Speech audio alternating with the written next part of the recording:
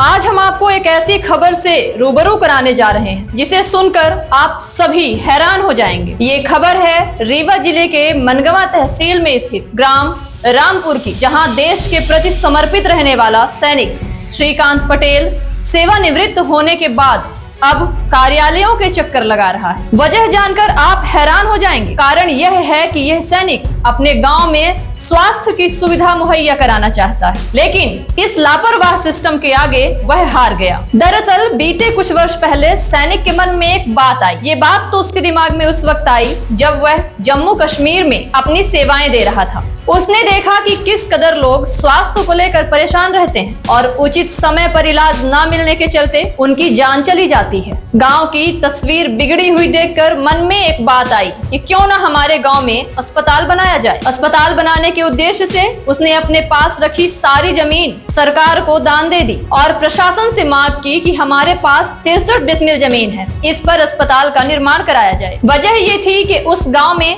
शासकीय भूमि नहीं थी। कलेक्टर ने उनकी बातों पर सहमति जताई और उनसे 63 नहीं बल्कि 50 डिसमिल जमीन पर अस्पताल बनाने की मंजूरी दे दी। कागजात बने, अधिकारियों ने निरीक्षण किया, लेकिन अस्पताल नहीं बन पाया। मेरा नाम श्रीकांत पटेल है। मैं ग्राम रामपुर का रहने वाला हूँ। मैं अपनी ज़मीन 50 डिसमिल प्राथमिक स्वास्थ्य केंद्र रामपुर के लिए दिया हूँ, जिसमें कि हॉस्पिटल बनवाना चाह रहा हूँ लोगों की सेवा के लिए।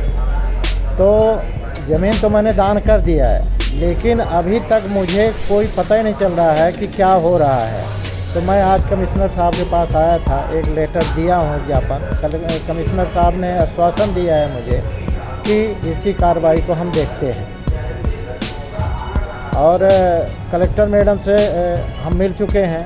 15 तारीख को कलेक्टर मैडम से मिले थे, जो कि कलेक्टर मैडम ने बोला है कि ये रामपुर में बनेगी, लेकिन कुछ समझ में नहीं आ रहा। ज़मीन देने के बाद भी हम चक्कर लगा रहे हैं, इधर से उधर जा रहे हैं। मैं सिर्फ 63 डिसमिल का पट्टेदार हूं, और जिसमें कि मैंने 50 डिसमिल ज़मीन अपनी दान कर दिया है लोगों की सेवा करने के लिए, क्योंकि मैं एक फौजी आदमी हूं और जम्मू कश्मीर वगैरह में रह कर के आया हूं। वहाँ के लोगों की हालत देख कर के मुझे ऐसा लगा, मेरी आत्मा ऐसा गवाह दिया कि अगर किसी को तकलीफ़ होती है तो प्राथमिक स्वास्थ्य केंद्र अगर खुला रहेगा तो थोड़ा बहुत उपचार यहाँ गांव में हो जाएगा। इसके बाद आगे की कार्रवाई होगी। कलेक्टर से आप किस तारीख को मिले थे? कलेक्टर से मैंने 15 जुलाई को कलेक्टर साहब के कहने के अनुसार ही हमने अपनी ज़मीन दिया था, और उन्होंने बोला कि ठीक है इतने में बन जाएगी, और हमने अपनी दान कर दिया 50 डिसमिल ज़मीन। कीर्ति पटेल जी ने हॉस्पिटल बिल्डिंग के लिए ज़मीन भूमि दान की है, और अब चूँकि उनका ये शिकायत थी कि हॉस्पिटल भवन वहाँ न बन के अन्यत्र बन रहा है। ये शिकायत आज कीर्ति पटेल जी ने मुझे दी है, और इसको हमने संबंधित अधिकारियों को निर्देशित किया है कि यथासंभव हॉस्पिटल भवन उसी भूमि पर बनाया जाए, और उनको ये भी कहा है कि वहाँ व्यवहारिक तौर पर स्पॉट निरीक्षण करके समस्या का समाधान करें। सर, जनपद सदस्य संविदा कार्य वो अपने गांव ले गए हैं, वो बिल्डिंग बनवाने बन गई काम की। जो डिटेल जानकारी है ये सभी PIO को मालूम है, उनको बता दिया हमने कि स्थल निरीक्षण करके उसका समाधान करें। मेरा नाम विष्णुकांत शुक्ला है। मैं पेशे से अधिवक्ता हूँ। मैं भाई श्रीकांत पटेल जी के पंचायत से हूँ। मेरे वो बहुत ही नज़दीकी व्यक्ति हैं। भाई श्रीकांत पटेल जी फौजी रिटायरमेंट हैं, जिन्होंने शासन द्वारा स्वीकृति अस्पताल के लिए अपनी पट्टे की भूमि, जिसकी वर्तमान में कीमत लगभग 40 लाख है, जो पूरे रोड से लगी हुई भूमि है, उसको अस्पताल निर्माण के लिए दान में पूरे परिवार की सहमति से, खुशी से माननीय कलेक्टर महोदय से मिलकर दिनांक 15/7 को माननीय कलेक्टर महोदय से मुलाकात हुई। हम गांव के पंचायत के लगभग 20 लोग थे।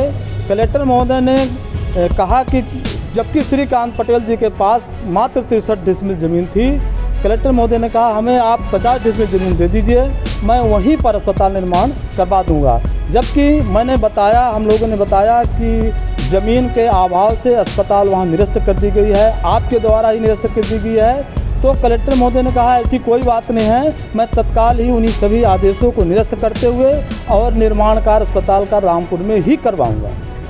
और माननीय कलेक्टर महोदय ने उन आदेशों को निरस्त भी कर दिया।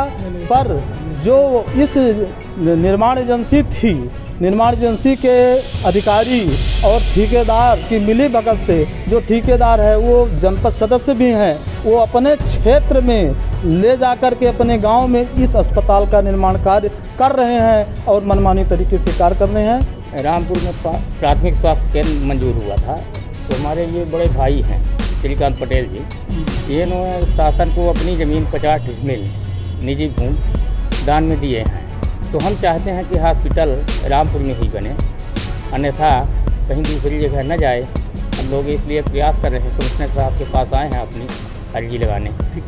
इसके पीछे का कारण क्या है? इसके पीछे का कारण है आजकल के छुटबढ़िए नेता। ये नेता जो सफेद पोश पहनकर दिन रात जनता के हित की बात करते हैं। अब यही नेता इन दिनों जनता का खून चूस के जीते हैं। यही कारण है कि इस गांव में अस्पताल नहीं बन पा रही। आरोप है कि मनमानी तरीके से वहां का जनपद सदस्य इस अस्पताल को कहीं और बनवाना चाहता है, लेकिन सेवानिवृत्त सैनिक लगातार अधिकारियों के कार्यालयों के चक्कर लगा रहा है। उसकी मांग है कि जब हमारी बात पर मंजूरी और मुहर लगा दी गई, तो आखिरकार किसके इशारे पर यह अस्पताल उस जगह बनवाई जा रही है जो मापदंड के खिलाफ है। पूर्व सैनिक ने प्रशासनिक अमले पर कई गंभीर आरोप लगाए। सैनिक का कहना है कि मैं कई वर्षों से दफ्तरों का चक्कर लगा रहा हूं। आज कमिश्नर संभाग रीवा से मुलाकात हुई है। उन्होंने शिकायत पत्र प्राप्त करने के बाद हमें भरोसा दिलाया है कि आपके सभी शिकायतों का निराकरण किया जाएगा। इस खबर में आपकी क्या राय है? कमेंट बॉक्स में जरूर साझा करें। ऐसे ही जनहित की खबरें देखने के लिए जुड़े रहें हमारे साथ। धन्यवाद।